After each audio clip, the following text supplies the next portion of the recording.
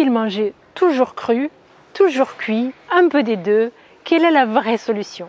Je suis Rita de la chaîne Ayurnatur, la chaîne où je vous parle de Ayurveda et de naturopathie. Et aujourd'hui, je voudrais un petit peu décortiquer ce sujet du cru et du cuit. Pourquoi? Parce qu'on était en stage en présentiel de formation professionnelle en Ayurveda avec mes élèves. Et ce qui était intéressant, c'était d'avoir des retours de mes élèves sur la nourriture ayurvédique qui était proposée. Donc, en fait, comment ça se passe pour mon stage? Le stage, il arrive en milieu de formation. C'est-à-dire qu'on a vu toutes les bases de l'Ayurveda, comprendre un petit peu quelle est la place de ce corps, etc. Du corps, du mental et de l'âme. Après, on voit toute l'anatomie physiologie ayurvédique. On le voit selon l'Ayurveda, selon la naturopathie occidentale et selon l'allopathie. Et après, on va rentrer dans les piliers de la santé selon l'Ayurveda. Donc, Ahara, l'alimentation, Nidra, le sommeil et Brahmacharya, la vie en accord avec sa propre nature, en fait, si on veut. Et après, on a toutes les techniques de pariksha, la lecture de pouls, la lecture de la langue, etc., etc. Et donc, dans ce stage en présentiel, l'objectif principal, c'est de pratiquer les 3 piliers de la santé, dont l'alimentation et toutes les techniques de pariksha, donc lecture de pouls, lecture de langue, lecture de visage, lecture des doigts, voilà, des iris, bon, toutes les choses qu'on va être en difficulté de faire en visio. Et en fait, c'est après ce stage qu'on va avoir le gros module de nutrition et le gros module de gestion du mental. Donc, les élèves, quand ils arrivent en stage, ils ont des notions de base sur l'alimentation, mais qui ne sont pas très approfondies encore.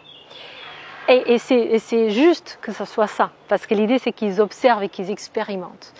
Et donc, dans les questions qui sont venues dans le stage, que j'ai trouvé très intéressantes, c'est « Et les 6 goûts?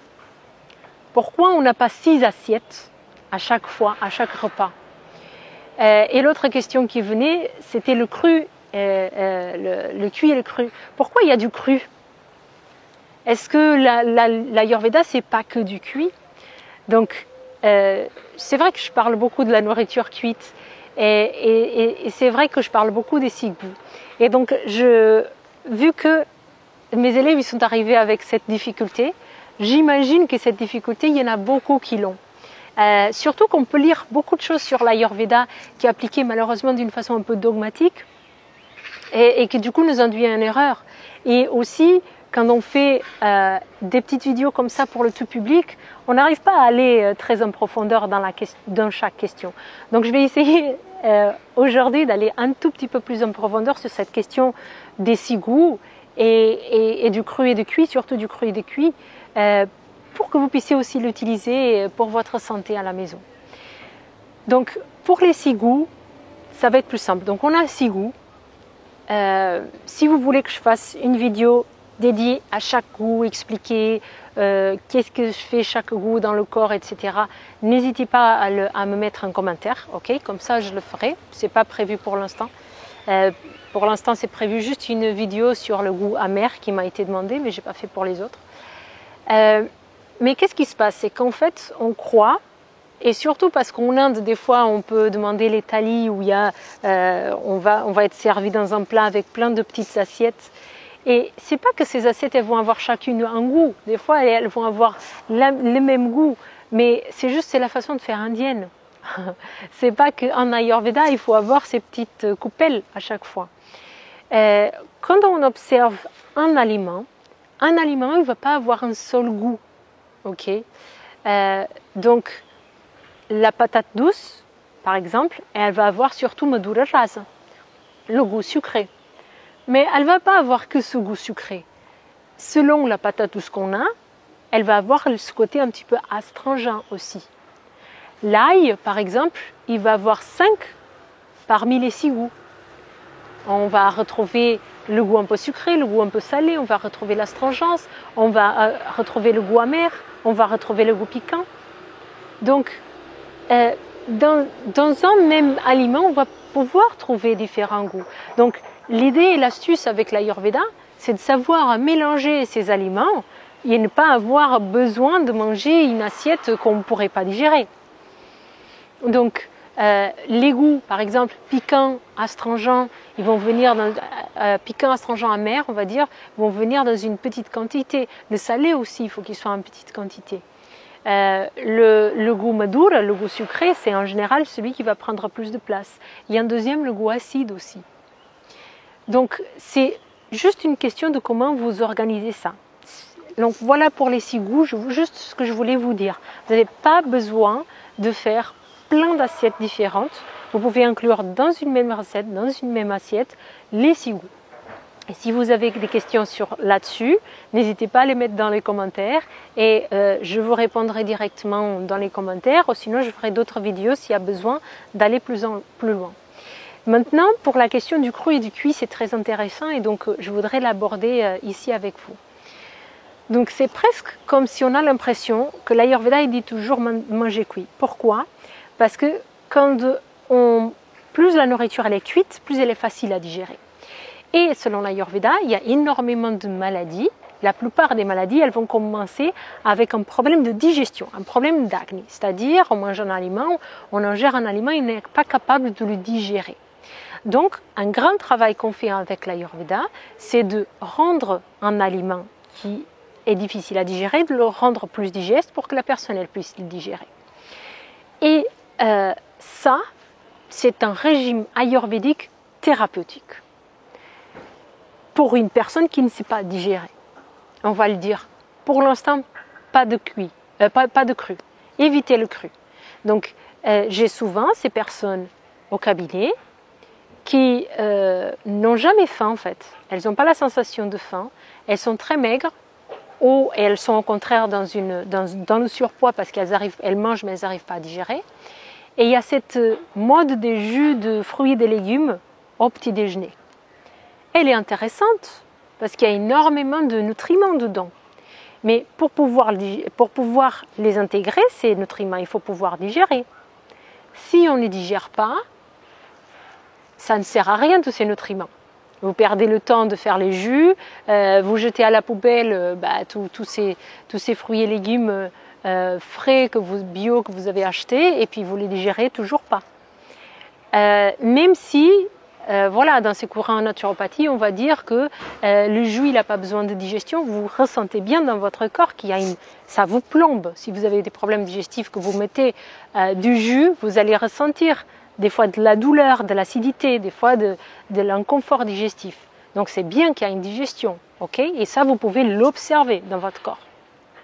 Donc si vous êtes dans ce cas de figure-là, en effet, le cru, il n'est pas bon pour vous, parce que vous n'allez pas pouvoir le digérer.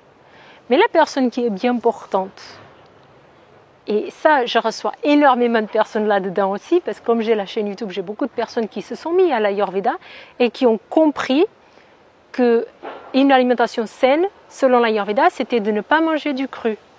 Et du coup, elles arrivent, elles ont une bonne digestion, elles mangent 0 cru. Et là, il faut réintroduire le cru, parce que jusqu'à quel point est-ce que c'est bon de manger que du cuit, en sachant que l'aliment cru, il va avoir plus de vitamines, plus de minéraux, etc. Parce qu'il n'a pas été cuit, parce qu'il n'a pas passé par une première digestion. Donc il y a un équilibre à trouver là-dedans. Quelle est l'alimentation ayurvédique qui est adaptée à vous et à vos besoins? Où en êtes-vous? Donc la question, c'est le pouvoir digestif. C'est toujours la balance. Et savoir si vous avez un bon pouvoir digestif, c'est vous êtes prêt à digérer quand vous avez faim. C'est pour ça que je parle de la faim tout le temps. Si vous mangez sans faim, vos enzymes digestives ne sont pas prêtes à digérer, vous ne digérerez pas, vous allez créer ama, la nourriture non digérée, des toxines, que ça va s'accumuler et ça peut s'accumuler sous forme d'acidité, on parle beaucoup aussi d'inflammation, ça va créer des problèmes ensuite dans votre système. Si vous avez faim, comment est-ce qu'on porte cette faim? J'ai faim, mais si je mange ma petite entrée de crudités, après j'ai plus faim. Et du coup, je vais manger le reste de l'assiette sans faim. Ça, c'est pas bon non plus. Ça veut dire que vous avez une capacité digestive qui est présente, mais qui est petite. C'est une petite capacité digestive. Si c'est ça, commencez par le cuit, parce que c'est ça qui va être plus nourrissant aussi, et finissez par le cru. à partir du moment que vous avez faim, c'est bon, vous pouvez manger. Mais si la crudité, elle vous coupe complètement l'appétit, c'est qu'en fait, elle a plombé votre système digestif, votre capacité digestive. C'est qu'au final, vous n'aviez pas une grande capacité digestive et pouf, ça l'a étouffé. Ok ? Si vous pouvez commencer par une entrée de crudité et vous avez encore faim par la suite, quel est le problème de le faire? Quel est le problème de faire un plat que de crudité, si vous digérez bien? Il n'y a pas de problème, sauf si 2 heures après vous avez faim à nouveau. Ça veut dire que votre assiette, elle n'était pas assez nourrissante par rapport à vos besoins. Si vous mangez toutes les 2 heures, c'est pas bon. C'est que vous faites travailler tout le temps votre système digestif. La digestion précédente, elle n'a pas vraiment fini, mais vous n'avez plus d'énergie.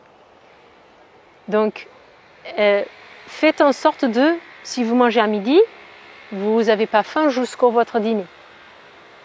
Et donc, c'est jongler avec tout ça. J'espère que cette vidéo, elle vous aide. C'est des concepts qui sont assez simples en fait. Manger quand on a faim, arrêter de manger quand on a la satiété, etc. Mais ce n'est pas si facile à mettre en place.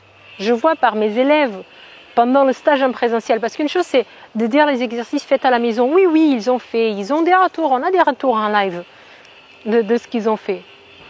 Mais dans le stage en présentiel, on a vu la difficulté que les personnes qui font un travail sur elles et qui veulent accompagner d'autres personnes avec l'Ayurveda, elles ont du mal.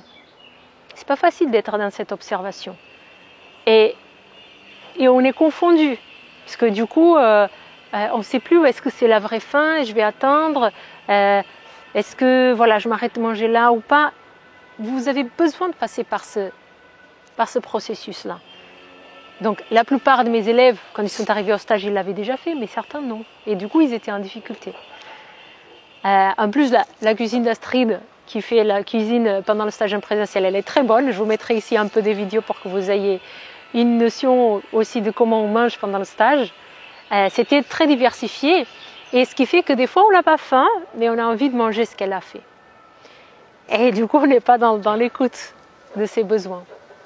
Donc, le cru et le cuit, c'est toujours en fonction de votre faim, de votre capacité digestive. Qu'est-ce que vous en pensez de tout ça? Mettez-le en commentaire. Est-ce que vous arrivez à écouter votre sensation de faim, oui ou non? Je vous mettrai aussi dans le descriptif des informations qui vont au-delà de ça et pour les formations, si vous voulez intégrer les stages, etc. Donc je vous dis à très bientôt pour une prochaine vidéo. Merci.